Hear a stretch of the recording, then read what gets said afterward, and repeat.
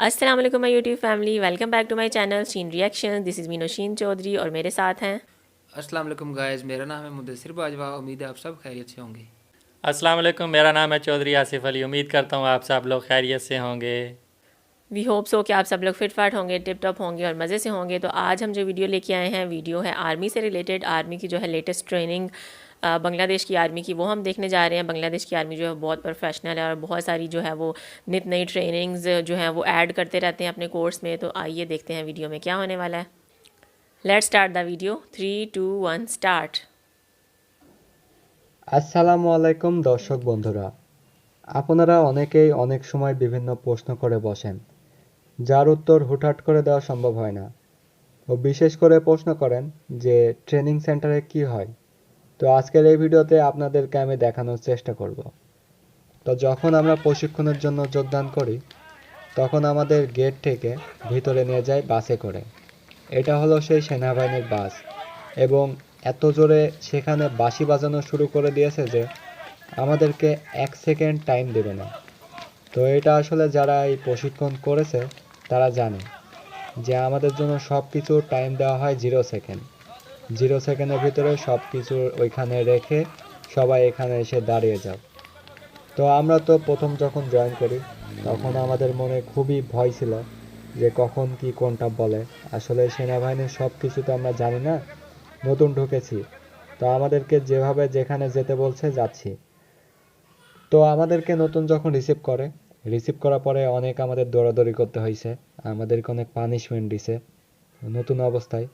জানি না কেন এটা করায়, এটা সকল ক্ষেত্রেই করায়। প্রথমে একটু বেশি ভয় দেখায় যাতে করে আমরা পরে কোনো খারাপ কাজ বা বেয়াদবি না করতে পারি। সবসময় ভয়ের সাথে আমরা প্রশিক্ষণটা শেষ করতে পারি। তো সবসময় কিন্তু কষ্ট তাই না। এই যে আমরা সবাই একত্রে মিলে নামাজ পড়ি, একটা অন্যরকম ভ্রাতৃত্ববোধ।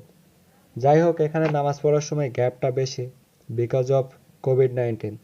এছাড়া সবাই একত্রে নামাজ পড়া হয়। একটা কথা আমি আপনাদের বলতে চাই যে ট্রেনিং সেন্টারে বিভিন্ন কোম্পানি থাকে।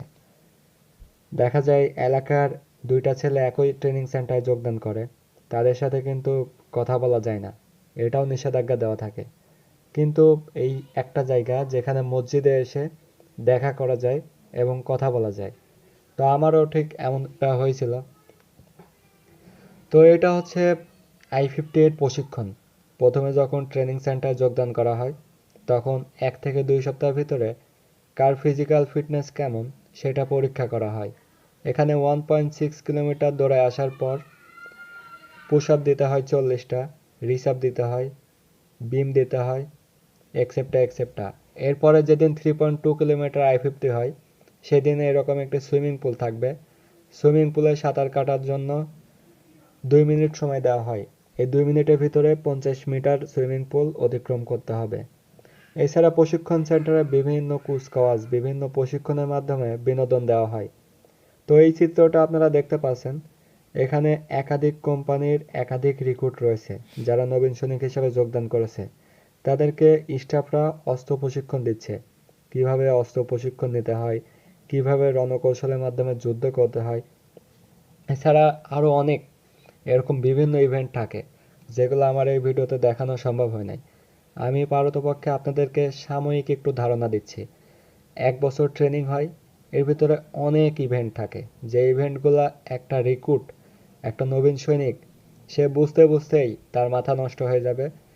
একটা ডিপ্রেশনে থাকবে, সবসময় ছটফট করতে থাকবে যে আমি কোন দুনিয়াতে আসলাম, কি করলাম, কিসের চাকরিতে আসলাম। তো এভাবে দেখতে দেখতে 1 বছর যখন কেটে যাবে তখন সে হবে বাংলাদেশের একজন আদর্শ এবং একজন গর্বিত সৈনিক, একজন দেশপ্রেমিক সৈনিক। তো এরকম বিভিন্ন কুচকাওয়াজ থাকবে, কষ্ট হবে। প্রতিদিন সকালে 4টার সময় আনুমানিক ঘুম থেকে উঠতে হবে। ঘুম থেকে ওঠানোর পরে যে প্রশিক্ষক থাকবে তারা বিভিন্নভাবে আমাদেরকে বিভিন্ন পানিশমেন্ট দেওয়া শুরু করে দিবে।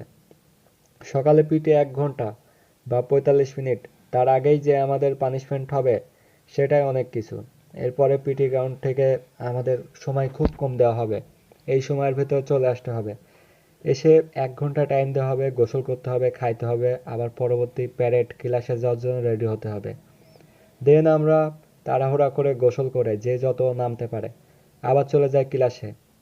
সারাদিন ক্লাসে তো পাঙ্গা হবেই, দৌড়াদৌড়ি হবে, পড়ালেখা হবে, সব কিছু মিলে আবার সেই যখন নামাজ আজান পড়বে 1টা বা 1:30টার দিকে আবার ব্রেক হবে। দেন আমরা এসে নামাজ পড়বো, গোসল করব, খাওয়া দাওয়া করব, একটু বিশ্রাম করব, আবার বিকেলে গেমসের জন্য রেডি হব।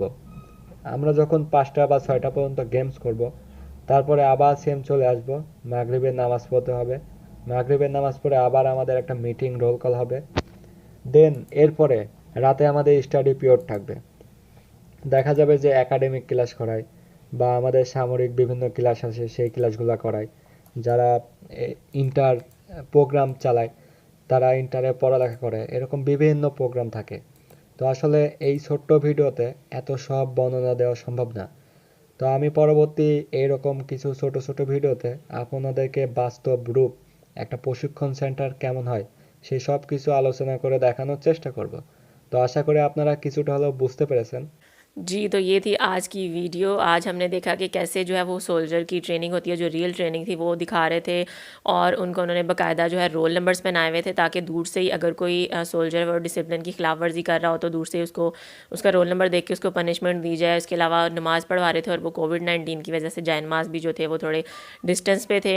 और बाकी उन्होंने बताया कि जो दिन की मसरूफियात होती हैं उसमें उनकी क्लासेस होती हैं, फिर उसके बाद नमाज जो है वो बाकायदगी से पढ़वाते हैं, और फिर पीटी ग्राउंड में भी जो है कुछ एक्सरसाइजेज़ वगैरह और कुछ जो है वो गन शॉट्स वगैरह जो है उसकी भी एक्सरसाइजेज़ करवाई जाती हैं। ओवरऑल जो उन्होंने दिखाया कि पूरा दिन जो है वो शाम तक, रात गए तक उनकी ट्रेनिंग चलती रहती है। तो बहुत ही टफ़ ट्रेनिंग है बांग्लादेश की आर्मी की, इसीलिए बांग्लादेश की आर्मी जो है वो इतनी प्रोफेशनल आर्मी है। थी तो ये थी आज की वीडियो। बांग्लादेश आर्मी की ट्रेनिंग जिस सेंटर में होती है वो दिखाया गया था, और पाकिस्तान आर्मी की ट्रेनिंग इससे मिलती जुलती लगती है जो हमने देखी है। जो सोल्जर्स थे उनको बड़े डिसिप्लिन से रखा जाता है, नमाज पढ़वाई जाती है, उसके अलावा ट्रेनिंग की कराई जाती है, पानी में उनको ट्रेनिंग कराई जाती है। मतलब उसको एक सोल्जर बनाया जाता है, उसको तैयार किया जाता है कि वो किसी भी हालात में, चाहे सर्दी हो या गर्मी हो, पानी में हो या ज़मीन पे हो, वो जो है दुश्मन का मुकाबला कर सके और अपने मुल्क की हिफाजत कर सके। तो हमें बहुत डिसिप्लिन आर्मी लगी है बांग्लादेश की, इसीलिए दिन ब दिन बांग्लादेश आर्मी जो है वो उसका रैंक जो है ऊपर जाता जा रहा है, और दुनिया की जो ताकतवर आर्मीज़ हैं वहाँ पे बांग्लादेश आर्मी 2030 तक शामिल हो जाएगी। हमें जी, तो जैसा कि इसमें दिखाया जा रहा है कि बांग्लादेश में किस तरह सेंटर में आर्मी के जो सोल्जर होते हैं उनको ट्रेन किया जाता है फ़िज़िकल फ़िटनेस के हवाले से, उसके अलावा डिसिप्लिन के हवाले से, नमाज, तो सारा कुछ मतलब कि बहुत ज़्यादा टफ ट्रेनिंग है और एक बिल्कुल डिसिप्लिन के साथ। इसीलिए बांग्लादेश मतलब एक स्ट्रॉन्ग आर्मी मुल्क में शुमार है। We really enjoyed this video, और जो पूरी ट्रेनिंग थी बहुत हमने तो वीडियो जो है वो इंटरेस्टिंग लगी। आप लोग भी ज़रूर बताइएगा वीडियो कैसी लगी। वीडियो अच्छी लगी हो तो वीडियो को लाइक कर दें, चैनल पर हो तो चैनल को सब्सक्राइब कर दें, और बेल आइकन को हल्का सा प्रेस कर दें। मिलते हैं नेक्स्ट वीडियो में। Till then stay healthy, stay wealthy, stay awesome. अल्लाह हाफिज़।